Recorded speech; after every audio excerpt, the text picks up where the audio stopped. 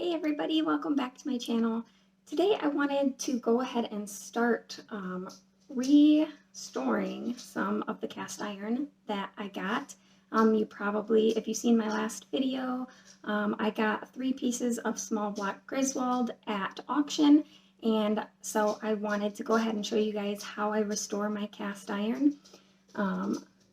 This is the piece that I'm going to be working on today. It'll probably take a few days at least. I'm not exactly sure. It is quite thick with a carbon buildup on it, as you can see there. So excited to expose that logo there on the bottom.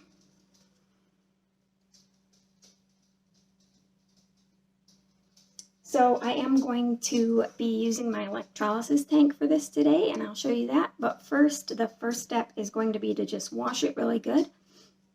I am going to use just some Dawn dish soap and some scrub brushes to clean it.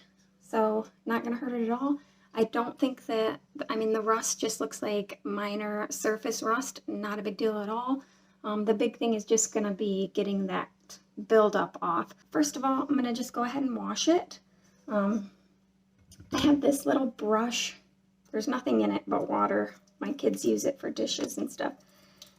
But this is my favorite little scrubby for cast iron. It just goes in the pan really well to scrub around the edge. I really like it.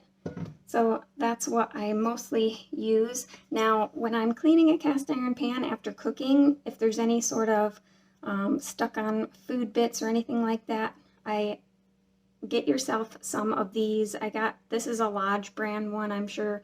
I don't know if other companies make them or whatever, but I had a 2-pack of these, and this is like my #1 thing for cleaning cast iron when I'm cooking, or after I've cooked.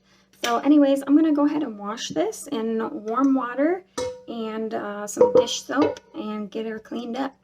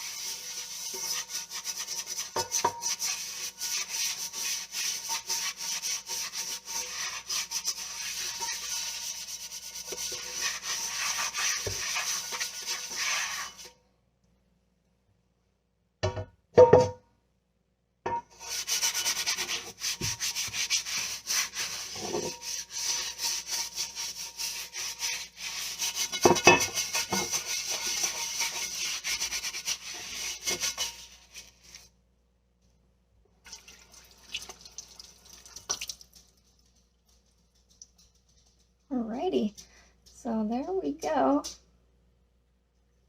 All that rust came right off.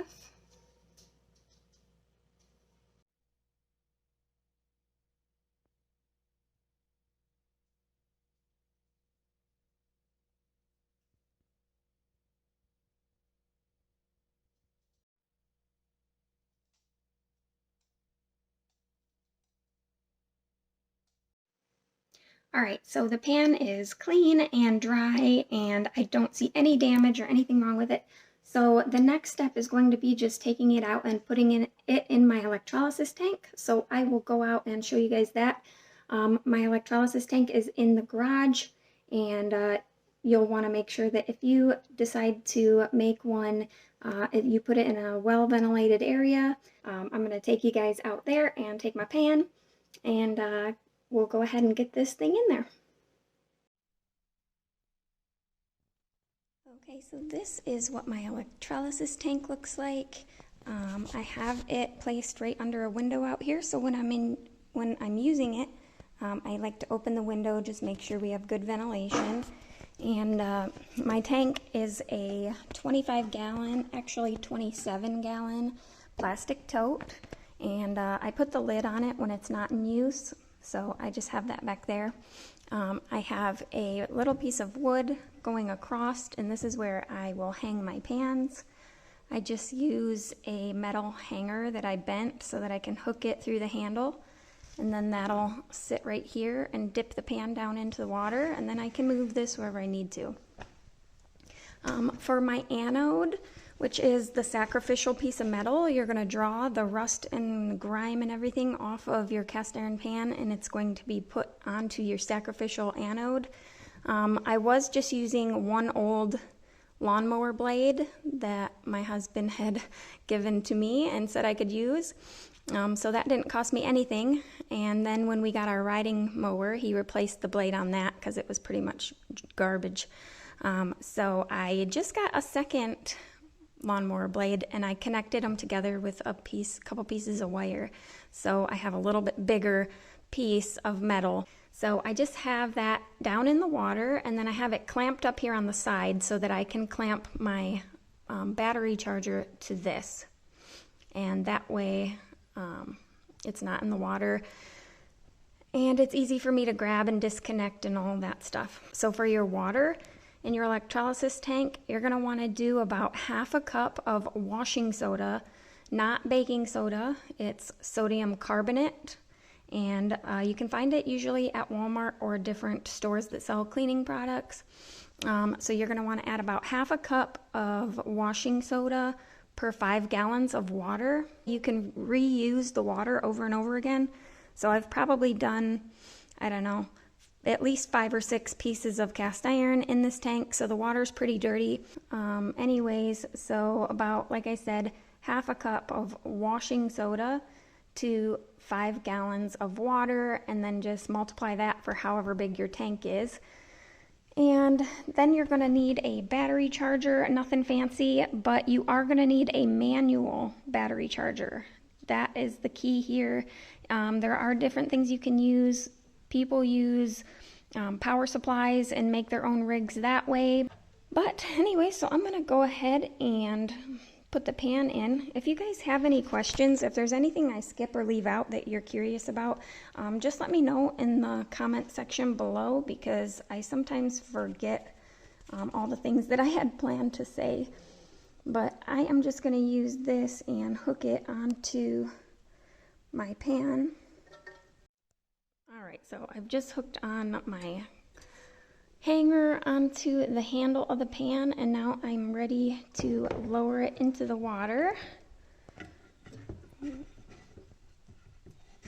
So what you're going to want to be sure is that your cast iron is not touching your anode. So I try to keep my anode over there, and I make sure that my pan is over to this side.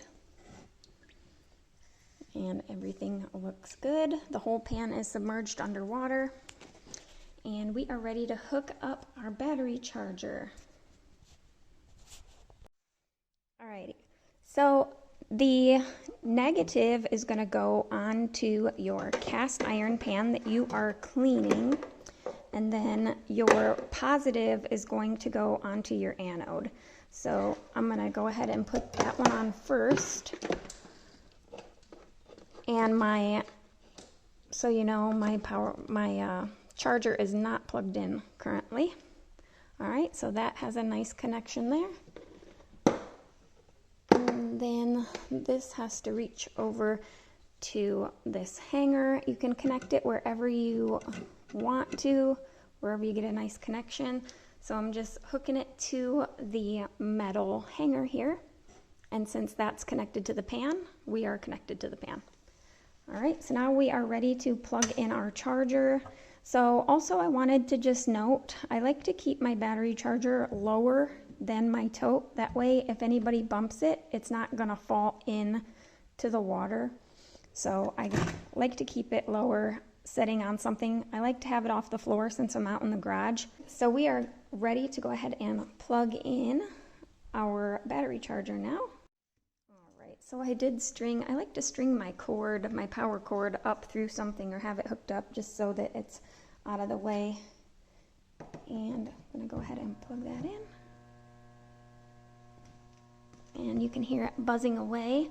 A lot of times you do get bubbling, and sometimes you'll get foam. Sometimes you won't get any foam on top. Sometimes you'll get a ton of foam, and anywhere in between.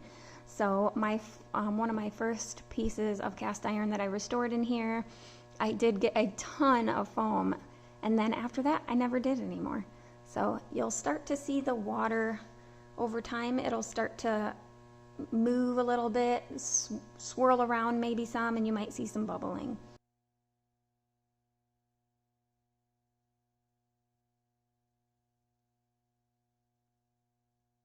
The pan is in the electrolysis tank, and probably it'll sit there all day.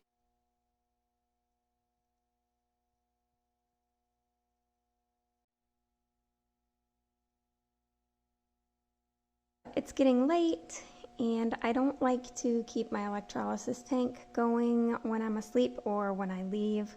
So I'm gonna go ahead and take these out so I can clean them up and get them all put away for the night, and then I'll work on them again tomorrow. So I'm gonna go ahead and unplug the tank. All right, and we can take these wires off. It's pretty, a little bit warm, that handle is. All right, so I'm gonna go ahead and pull this out and unhook it, and then we'll take a look at it. Okay, so last night when I brought the pan in, it hadn't really done a whole lot. And I did add the round griddle to the electrolysis tank. I figured I would just go ahead and get that one started as well.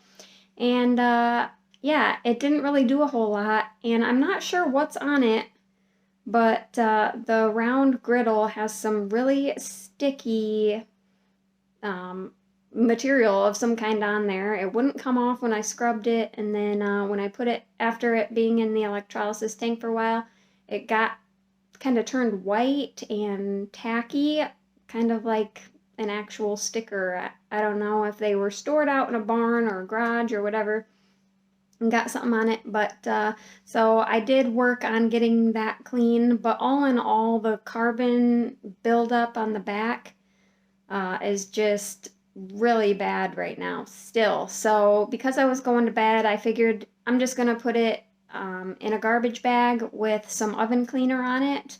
If you want to get the yellow cap, because that has the lye in it, and that is what will remove all that crud from the pan. So instead of just letting it sit all night and not do anything, I did go ahead and spray it with the lye oven cleaner and put it in a garbage bag out in the garage. Make sure if you use that too, you're in a really good, well-ventilated area. Also, make sure you wear gloves to protect your skin, because it will irritate your skin. But anyways, it's definitely a really good method if you are a busy person and you want to start restoring your new pan, but you don't have the time to stay on top of having it in the electrolysis tank. Maybe if you're like me, you maybe don't like to keep your electrolysis tank running when you're not around to keep an eye on it or check on it every so often. And so it's nice to be able to put it just out in a garbage bag in the oven cleaner, because it can stay in there pretty much indefinitely. I mean, it could stay there a week and it's not gonna hurt your pan. So yeah, I've had that out there overnight, and then today I was busy working all day, and it's about almost 10:30 now at night. Anyway, so I'm gonna go ahead and go out and grab them and bring them in and see if we've made any progress. I don't know, because of how tough it is coming off. I will assume that I probably have to still put it back in the electrolysis tank when I have a chance, but we'll just see how it went. I did already do the big rectangular griddle. I have that actually completely stripped already. I put it in the electrolysis tank, and that one's clean as well. So I have that one in the oven now, trying to get a first coat on there. And yeah, so I will be right back. I'm going to go ahead and grab that, and we will see if we've made any progress on those stubborn pans.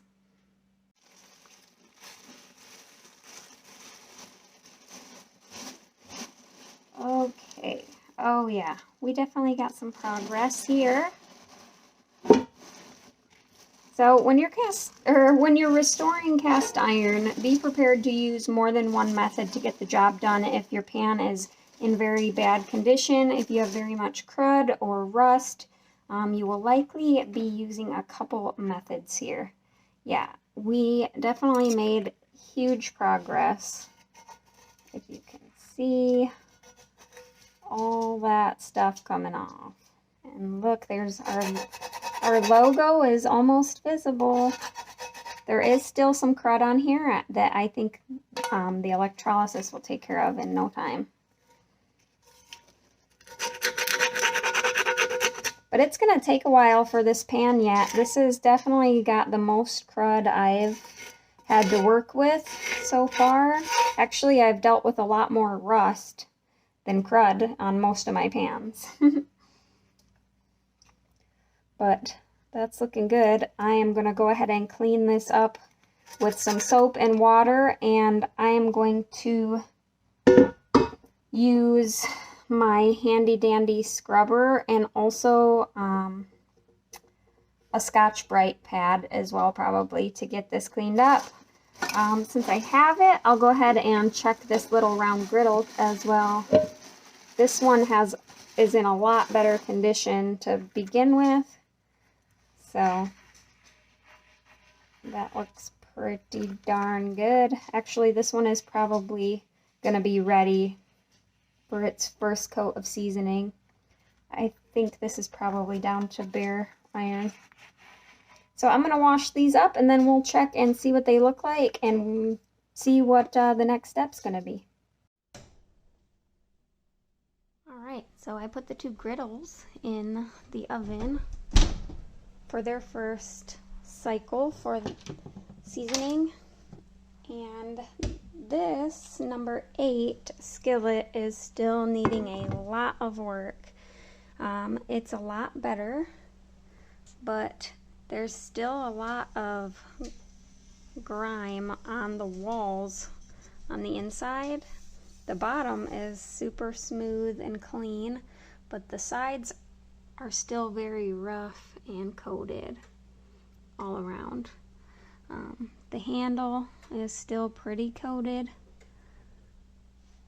and the back is really bad still. So I just washed it and everything, and it's towel dried right now, so there's nothing on it. But so you can see the bottom of the pan has gotten a lot better. You can almost see the whole logo,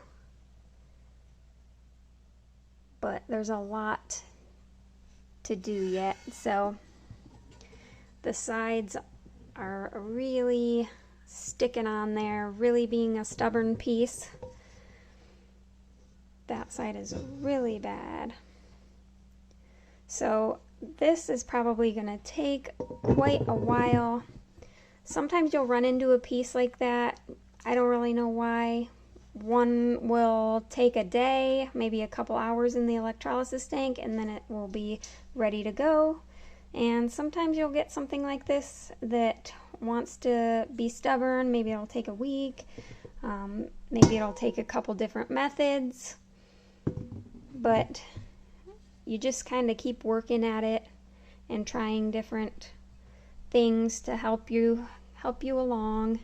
I am probably going to go ahead and put this back in the lye oven cleaner in a garbage bag out in the garage, because it's late here and I know that I'm not going to be able to work on it until later tomorrow. So I don't want it just sitting here not being worked on. So if you put it in the oven cleaner, it's kind of, even though you're not tending to it, it's at work at all times. So that's what I like about it. And then hopefully tomorrow I'll have some time, or the next day, and I will be able to put it back in the electrolysis tank.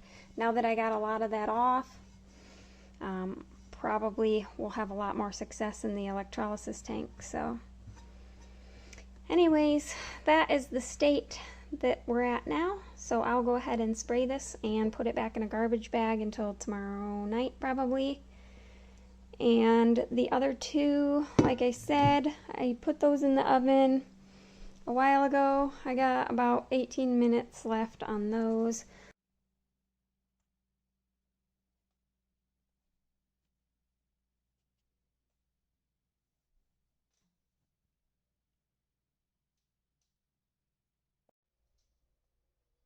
Alright, the number 8 skillet just came out of its final trip to the electrolysis tank, and after about a week of going between the electrolysis tank and in the oven cleaner out in the garage, I finally am down to bare iron, as you can see.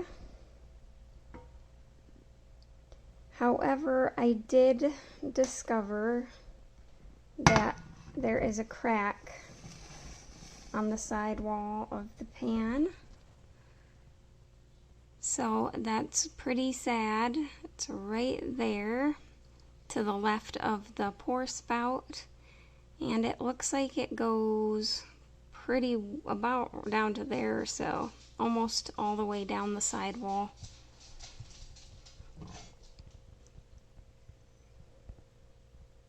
You can see it on the outside.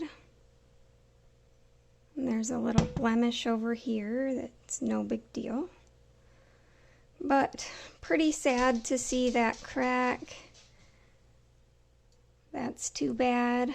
I guess that's just something that you deal with when you are restoring antiques and things, old pans like this, when they're covered in so many layers of grime and gunk, and you don't know what's going to be under that until you see it, until you get it all off, and then that's just the risk, I guess, you have to take if you want to restore these things. But the other two pans were done in one day. Both of the griddles I got done in one day, so those have already been seasoned and are ready to use, but I'm not sure what the fate of this pan is going to be at this point, but it is ready for seasoning. So I am going to heat it up a little bit and get some oil on for the night, and then I will think about what I'm going to do with it tomorrow. So I think it's probably been a week or two since I finished restoring this number 8 small block Griswold skillet, and at first when I discovered the crack, I wasn't sure what I was going to do with it, if I was going to sell it or keep it, and I did decide that day that I would go ahead and continue and get it seasoned while I decided if I wanted to keep this skillet or not. And I just love it so much. It's just so smooth and so nice, and it sits 100% flat. It's so nice. So I've kind of fallen in love with it, and I keep telling my husband that if it weren't for that crack, it would be my favorite pan right now. So, but I have decided that at least for now, I am going to keep it, and I have used it several times already. I've cooked some like ground sausage, breakfast sausage and stuff in it. I made some fried potatoes in it, and everything turned out great and nothing stuck. I did season it in my oven one time with avocado oil, and I'm just really happy with the pan so far. So I'm going to continue to use it. It's going to be used for light duty only. So be cautious if you do decide to use a pan that ever has a crack like that.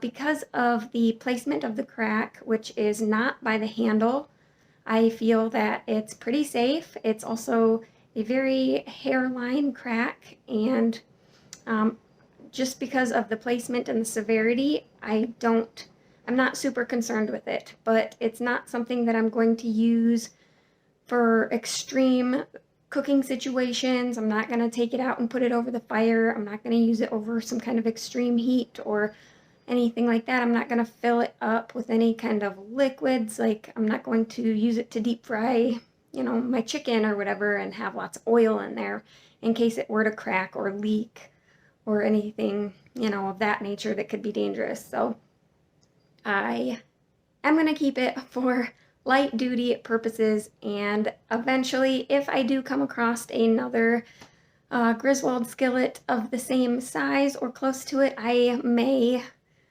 keep the new one and sell the cracked one at that point. But until I find something to replace it, I'm just going to hold on to it and use it and love it and take care of it the way it is. So super, super happy, even though it's unfortunate it's cracked, but it is what it is, and it's a great user. So I hope that you guys found this useful. I know that I didn't show me seasoning the pan in this video. I do have another video coming out soon, restoring an unmarked Wagner skillet, and I will show you in that video the details of me, how I do season my new pans in the oven. I hope that you guys enjoyed this video, and I will see you guys soon. Have a blessed day, and I'll see you next time.